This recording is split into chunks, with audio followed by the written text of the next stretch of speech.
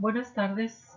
Esta exposición es para la materia de Psicología del Mexicano y trata de exponer las visiones de los ensayistas José Vasconcelos, Octavio Paz, Roger Bartra y Carlos Monsiváis sobre la identidad mexicana. Empezamos por definir identidad nacional. Es similar al patriotismo, pues un patriota es el que defiende la identidad nacional y se emociona con los actos donde suena el himno de su país y se iza la bandera de su país. La identidad nacional puede definirse como la personalidad de una comunidad, sus señas identitarias que se conforman para su historia, con la que se crea la conciencia colectiva de sus habitantes, sus tradiciones, el idioma, la gastronomía, los símbolos y todo aquello que está presente en lo cotidiano y es algo genuino de la nación. La meditación sobre el ser nacional es una de las obsesiones políticas y culturales de este siglo de los mexicanos. La búsqueda de un conjunto de trazos que definieran existencialmente al mexicano y una ansiedad de estudiar la naturaleza del ser, la existencia y la realidad en cuanto a ser mexicano, ha penetrado en todos los terrenos de la sociedad y todas las formas artísticas, hasta en los más altos conceptos filosóficos. Es posible decir que el pensamiento crítico ha sido recogido en esta tradición cultural en 4 diferentes momentos.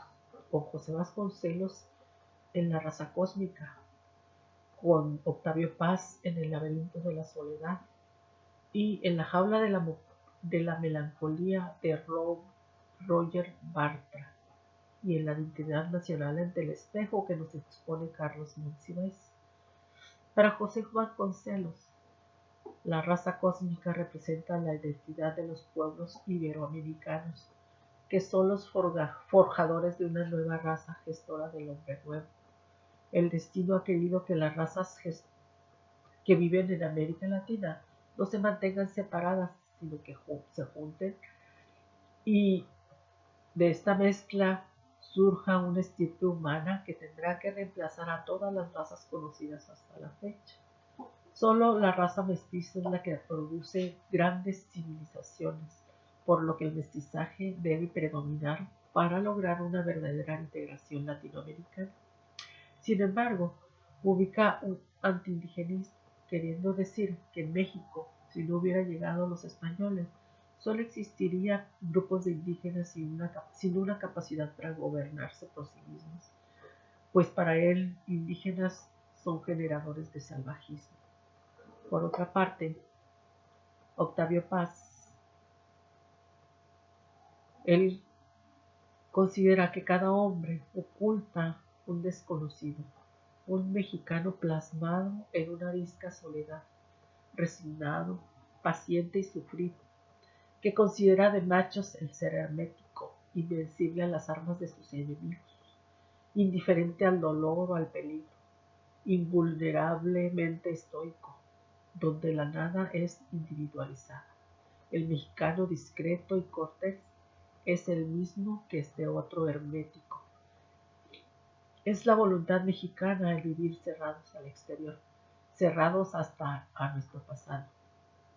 Al repudiar a la Malinche, al considerarla la madre de todas nuestras desgracias, el mexicano rompe con su pasado, pero realiza una conexión entre el mundo precolombino y el cristianismo mediante el culto guadalupano.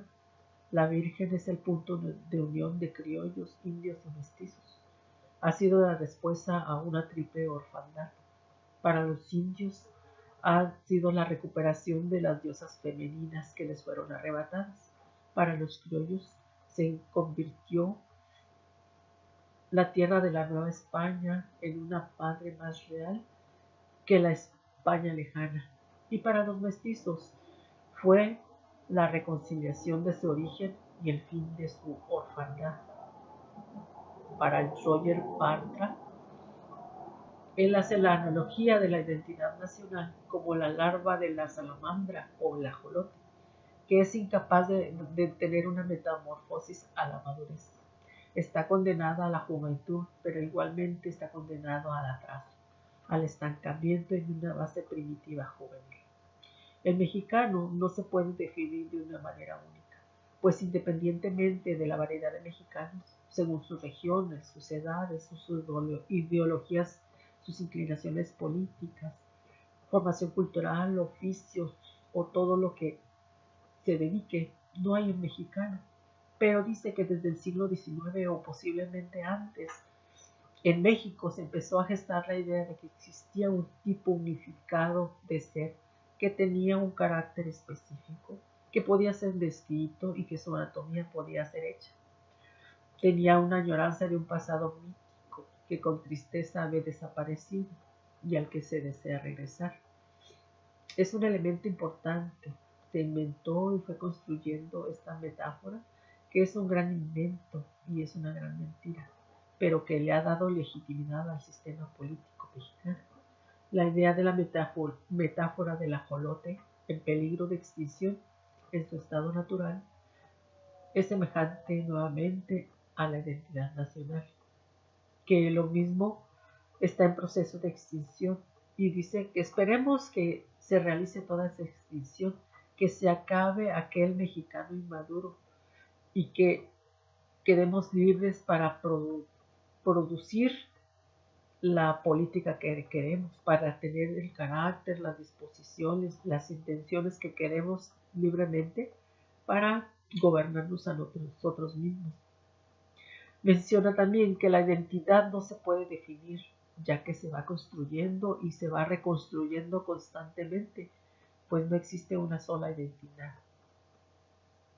Por otro lado, Carlos Monsiváis es considerado el único escritor y cronista mexicano capaz de realizar de forma aguda y desenfadada del México contemporáneo una crítica, y además es un gran divulgador de la cultura mexicana.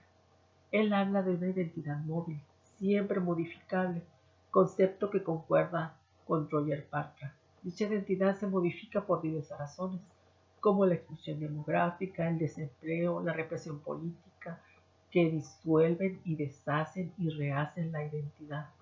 Además, Monsiváis pensaba que la identidad nacional se crea por imitación y contagio de otras naciones, ya que para él los mexicanos no tienen identidad propia, contradiciendo a los demás autores, sino que el mexicano se deja llevar por los otros países y gobiernos, dando también algo positivo a México, siendo un país unificado, pero también plural al mismo tiempo. México tiene un espejo devastado de la identidad, que se manifiesta en diversos factores, como son en los resultados de sus elecciones, donde no se logra que se cumplan los deseos de las mayorías. Por otro lado, su otro espejo devastado es la atención que se le presta a la lectura, que no logra ser la suficiente para el progreso del país. Otro espejo que tiene es el crecimiento de la conciencia femenina, que ya no se ve como la simple persona que está al servicio del hombre, al servicio de la sociedad, que no tiene criterio ni capacidad de decisión, pero que ahora ha tomado una posición similar a la del hombre. Otro espejo de México se ve por el respeto que se le presta a las mayorías, llámese comunidades de diferentes preferencias sexuales, comunidades con discapacidades, comunidades de diferentes etnias, de diferentes colores. Por otro lado, en la crítica que hace del cine latinoamericano, Monsiváis considera que tanto el cine nacional tradicional como el cine latinoamericano no son espejos, sino que son las profecías del futuro de cada nación. En conclusión, para cada uno de nosotros que somos mexicanos y llevamos sangre india en nuestras venas, de eso debería ser suficiente para alejarnos de cualquier tipo de discriminación hacia nuestros conciudadanos. Nuestra identidad está formada por todas nuestras raíces comunes y por raíces distintas que se entrelazan y nutren mutuamente porque el sentido de la vida está en el otro y es así como se forma el yo y el nosotros. El patrimonio cultural de un pueblo no es solo sus construcciones, sus monumentos, el colorido de sus vestidos o lo rico de sus gastronomías. Son además sus etnias y sus lenguas indígenas que se resisten a desaparecer. Pero bueno, ¿qué es aquello que hace al mexicano único e irrepetible dentro de la raza humana? Es definitivamente su manera de ser y de actuar, su modo de vivir y de proyectarse hacia adelante, sus gustos, sus usos, sus modos y costumbres. México es el campesino, el obrero, el ranchero, el albañil, el granjero, el ganadero, el carpintero, el artesano, el maestro, el doctor, el abogado, el alumno, el político. México es México. Muchas gracias.